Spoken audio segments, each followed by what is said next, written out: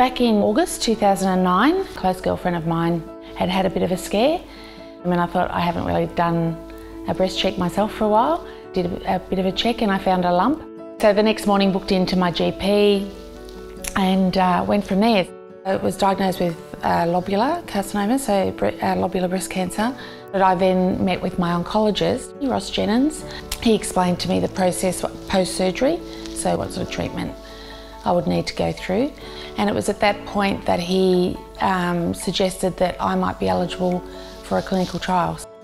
Well, when talking with Leslie about treatment options for hormonal or endocrine treatment for her breast cancer, we talked about the standard treatment at the time, which was tamoxifen, a daily tablet for 5 years.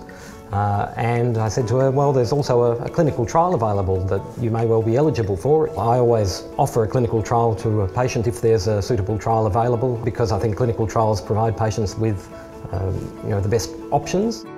He did explain it in great detail and he gave me time to go away and think about it. My husband was with me at the time, so we discussed it at length and we just decided that if there was anything that I could do or we could do as a family to improve outcomes in the future, it was worth doing. And given I have a daughter, that was one thing that sort of made me consider the clinical trial. You should always be asking the question, whether you're a GP or an oncologist or a surgeon, where's the clinical trial that might suit this particular person? Our breast cancer patients are involved in trials of different kinds of surgery, different forms of radiotherapy, drug studies, and also supportive care studies. So the soft and text trials were very large international studies to answer a very important question of what is the best hormone treatment for young women, premenopausal women diagnosed with hormone receptor or estrogen receptor positive early stage breast cancer.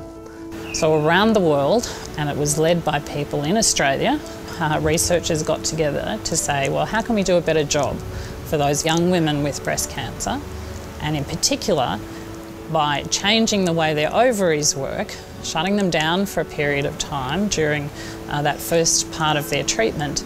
Is that going to do a better job at actually keeping the cancer at bay?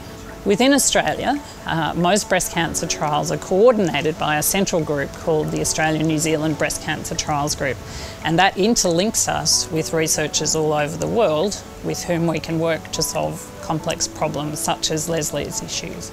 The results of the trial have shown that for the youngest women and those at most significant risk for their disease, suppressing the ovaries does have a big benefit, and it is now something that we would recommend as treatment.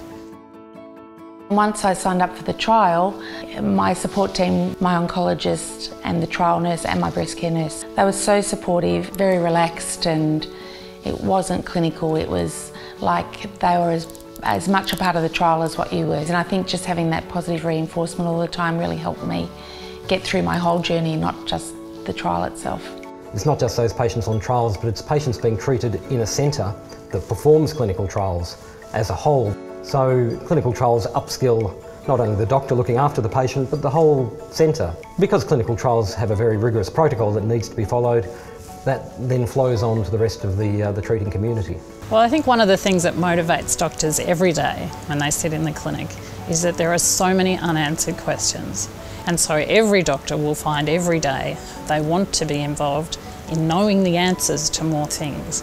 And it's clinical trials research that really allows them to participate in solving that difficulty for our individual patients.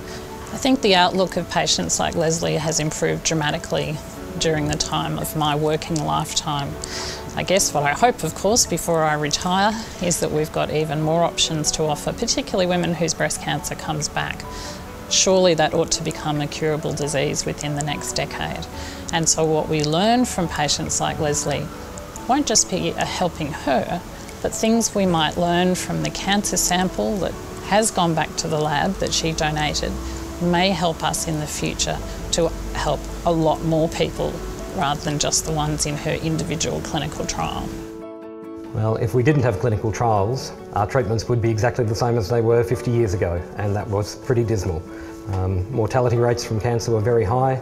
Very few people were cured from cancer unless it was diagnosed early and they had it removed with an operation. Clinical trials have given us the advances over the decades to improve those outcomes so that there are more and more people cured from cancer. Late last year, because I was finished on the trial and I was past my 5-year diagnosis, I had to say goodbye to my oncologist and the whole team in there, and it was actually probably the most emotional I think I've been throughout my whole journey, because they became such a part of my life. If there's any way we can get rid of this disease or at least make survival rates better, then that was a really important part of my decision-making process.